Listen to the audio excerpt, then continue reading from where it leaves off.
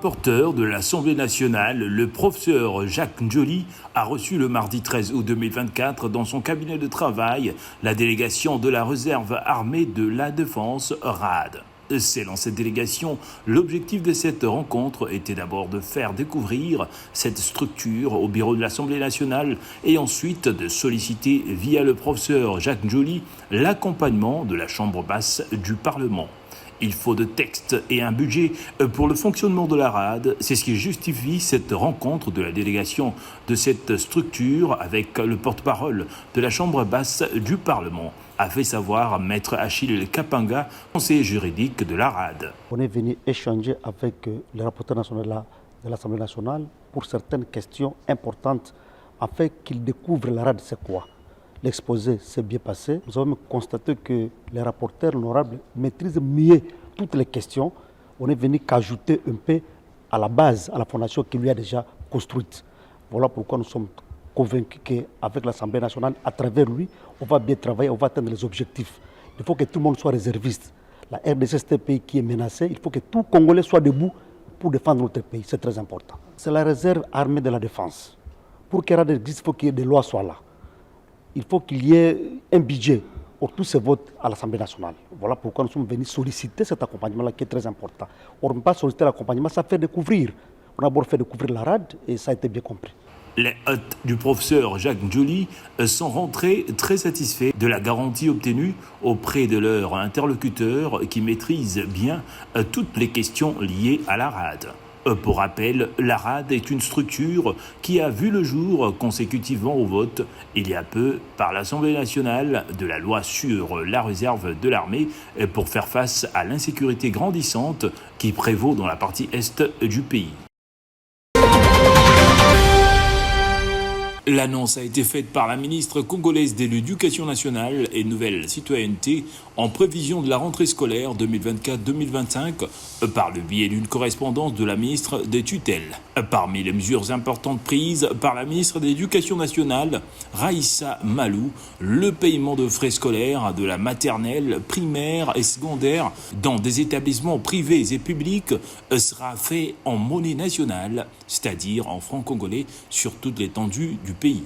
J'attire votre attention sur le fait que certaines dispositions énumérées ici haut, quoique prises antérieurement, souffrent de non-application et vous instruit pour ce faire de prendre de sanctions sévères à l'endroit des récalcitrants, a-t-elle martelé. Autres mesures prises par la ministre de l'Éducation nationale, Raissa Malou, sont les suivantes. Les parents sont libres de se procurer les fournitures scolaires, les uniformes et la tenue de l'éducation physique au marché de leur choix. Les inscriptions sont gratuites et doivent être faites aux dates fixées par le calendrier scolaire 2024-2025. Aucun test d'admission ne doit être organisé pour de nouveaux élèves et aucun frais de confirmation, réinscription ne doit être exigé aux anciens élèves. Aucun élève ne peut être exclu pour raison de son apparence ethnique, raciale, religieuse ou pour raison de frais scolaires. Aucun acompte de frais scolaires ne peut être exigé avant la rentrée scolaire. Sauf imprévu, la rentrée scolaire 2024-2025 est officiellement prévue le 2 septembre prochain. Suite aux mesures prises par la ministre de l'Éducation nationale et Nouvelle Citoyenneté, Madame Raissa Malou, relatives au paiement de frais scolaires de la maternelle, primaire et secondaire dans les établissements privés et publics en monnaie nationale et autres. À Kinshasa, les parents n'ont pas tari de donner leurs impressions ce mercredi 14 août 2024. Une initiative appréciée à sa juste valeur auprès de la population congolaise qui, selon certains, allégerait les ménages.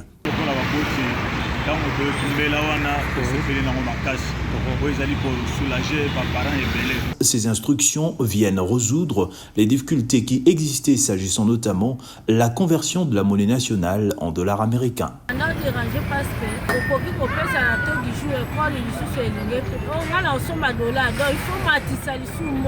Tant on rebête, si on fout à $300, bête à moi, $10, tu comme à $300. La cour, on va y aller. Les autres, bon, ma parent, ma casse.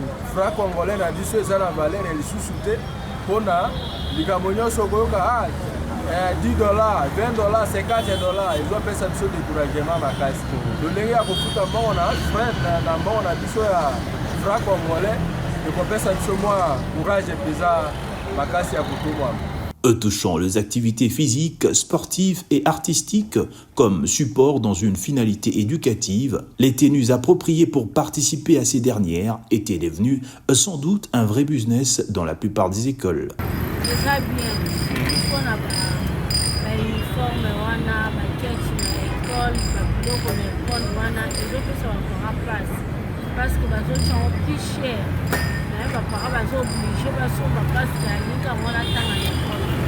Par ailleurs, la population déplore la résurgence des mesures n'étant toujours pas pérennisées par le gouvernement.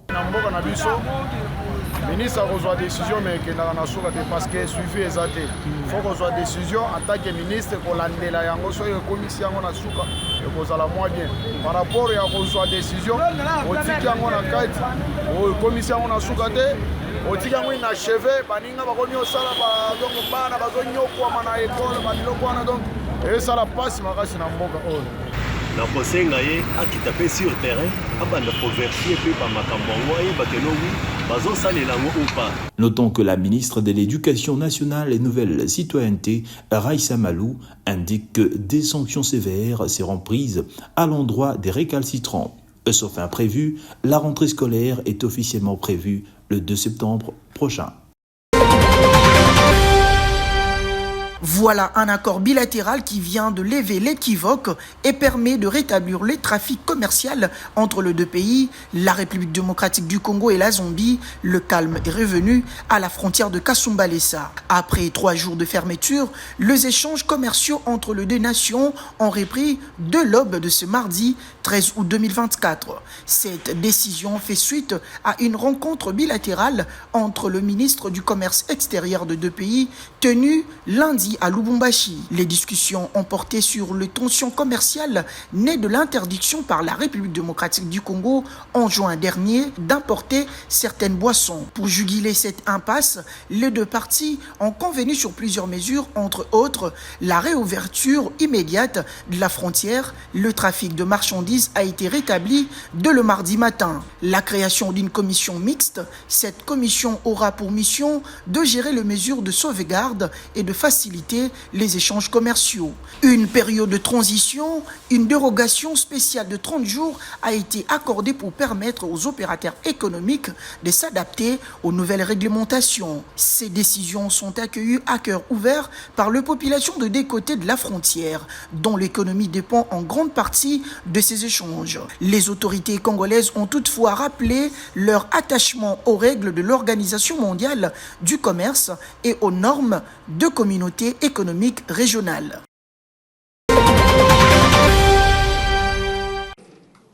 En sa qualité du sénateur sortant, du président du Grand Kasaï, ainsi que de l'ancien de l'Université de Kinshasa, que l'honorable Denis Kambaï a fait les déplacements de locaux de l'Inspection générale de finances ce vendredi 9 août 2024 afin d'honorer et soutenir le travail de Titan Kaba, ce service de contrôle supérieur. Lors de Jules Lingueté, le sénateur honoraire Denis Kambaï a profité de ces moments pour faire le suivi des dossiers et entrer au rapport de l'IGF dans le Grand Kasaï, le Grand Katanga ainsi que le Sénat pour le fonds alloué au bureau au mois de mars, avril et mai. Pour l'intérêt de la République, voilà pourquoi j'avais pris rendez-vous après plusieurs années d'observation que je viens de l'encourager et le soutenir dans ce qu'il est en train de faire. Il y a un rapport que l'IGF avait fait sur l'espace du Grand Kasaï et aussi sur l'espace du Grand Katanga. Nous voudrons vraiment voir l'exécution de cela. Nous attendrons les enquêtes de l'IGF, de ce fonds mis à la disposition du bureau du Sénat au mois de mars, au mois d'avril, au mois de mai. Nous voudrons savoir si les fonds ont été affectés à quoi. Cette visite est une preuve de plus que l'Inspection générale de finances, par sa manière de faire le travail, suscite de l'intérêt des Congolais à tous les niveaux. L'ancien ministre de Tourisme, Modero Ntimba, a quitté la prison centrale de Makala le mardi 13 août 2024 dans la soirée où il est assigné à une résidence surveillée. Son avocat confirme que Modero quitte Makala en exécution d'un arrêt de la Cour de cassation qui l'a assigné à résidence et la procédure allait se poursuivre normalement. Pour rappel, l'ex-ministre de Tourisme était accusé de propagation de faux bruits à la suite de la diffusion d'un audio controverse via les réseaux sociaux. Cette dite audio attribuée à Modero Ntimba contenait des discussions sur plusieurs sujets jugés sensibles, entre autres la mort de l'ancien ministre de Transport, Chéribin Okende. À l'entendre, 2 membres de la famille présidentielle ainsi qu'un haut responsable de l'état-major de renseignement militaire de la RDC seraient impliqués dans cette présumée meurtre. À cet effet, un dossier avait été ouvert contre lui, d'abord au parquet général près la Cour de cassation, avant d'être conduit à la Cour de cassation. Sa défense avait contesté la compétence de ces juridictions à juger son client car n'étant plus député ni ministre, cependant, une requête avait été introduite à la Cour constitutionnelle.